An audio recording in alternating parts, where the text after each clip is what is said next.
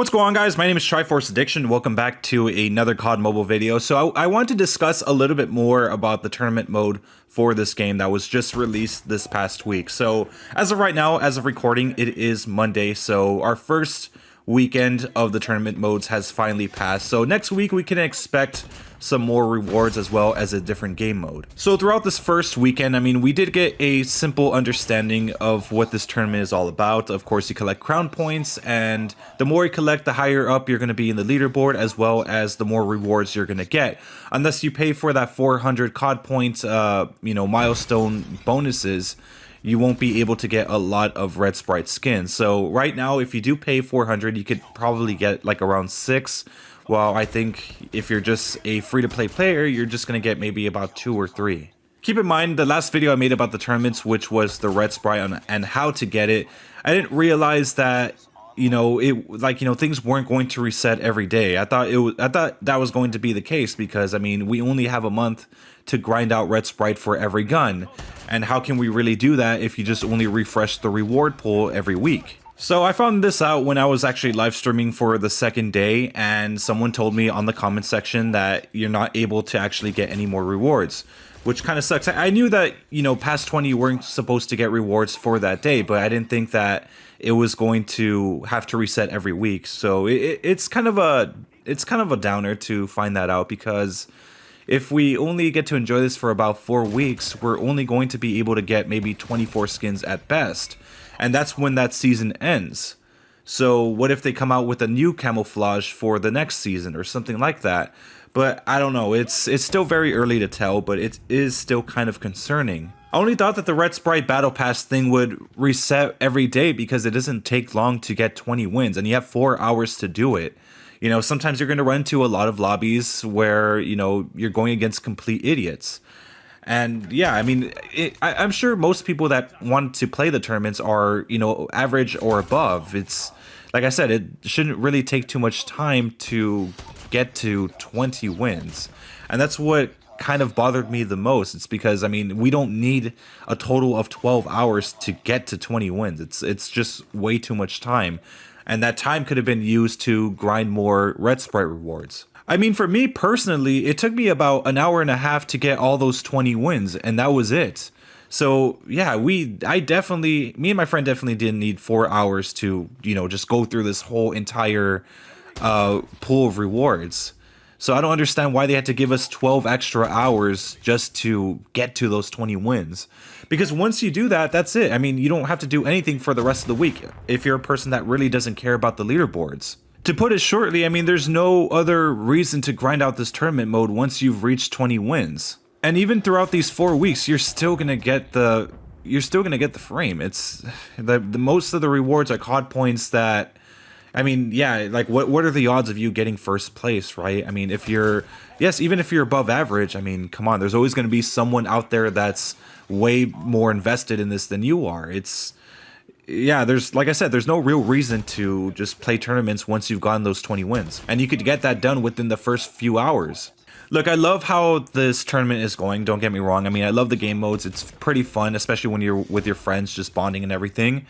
But the way that they executed the rewards and how to get them isn't really the best. I mean, I felt like you could have gone a little bit more throughout this week if they were, I guess, a little bit more generous.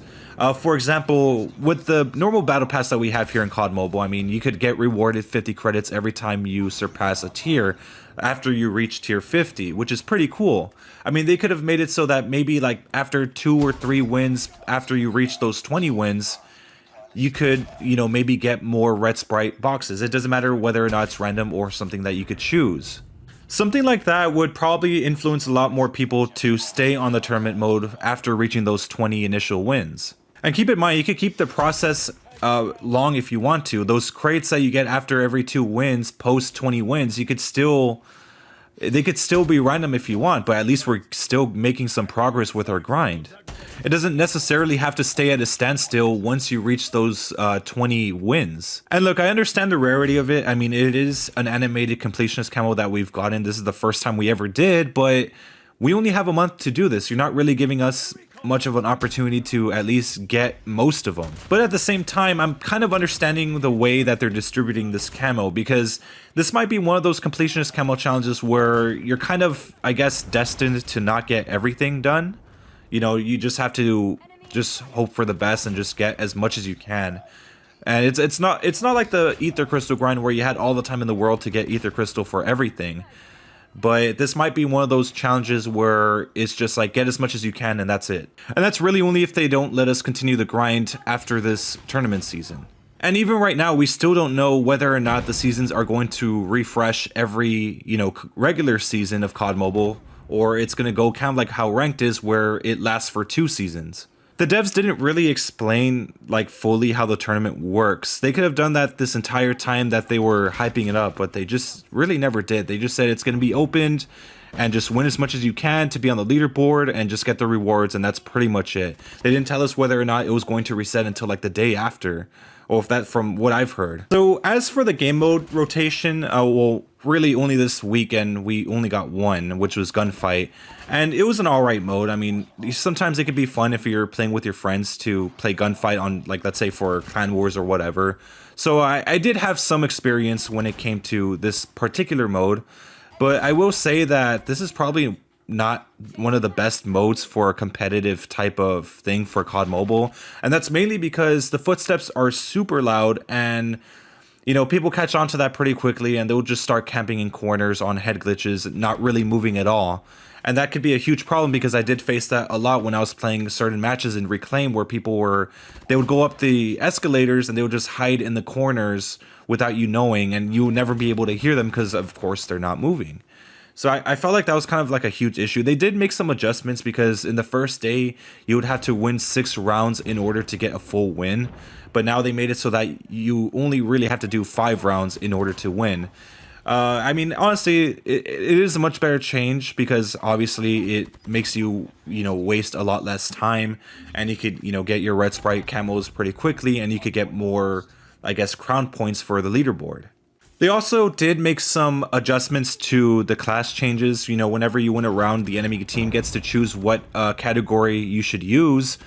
They did change the fact that you can't really use pistols anymore, because I felt like, well, actually, it was really much of an exploit, especially if you used shotguns or snipers, because, you know, when shotguns, they're charging at you, and you could actually map them at a pretty long range if you're using the Deagle or even the Renetti.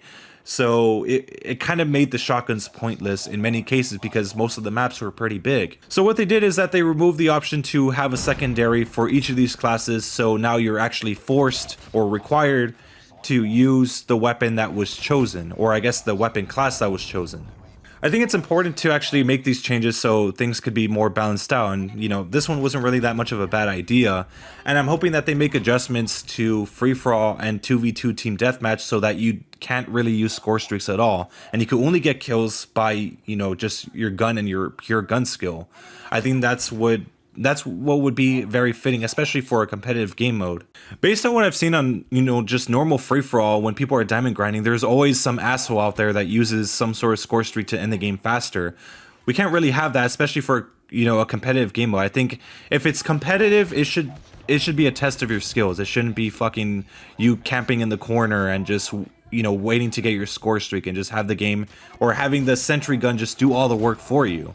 That's not really competitive. I have like a very strict view personally when it comes to competitive game modes. You know, stuff like, you know, persistence and all that crap that you see in ranked, like stuff like that should always be banned from a competitive game mode.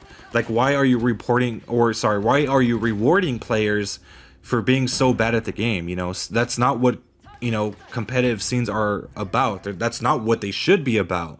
And I've seen Garena tournaments where they allow the NE45 to be used, and it's like, dude, what the fuck?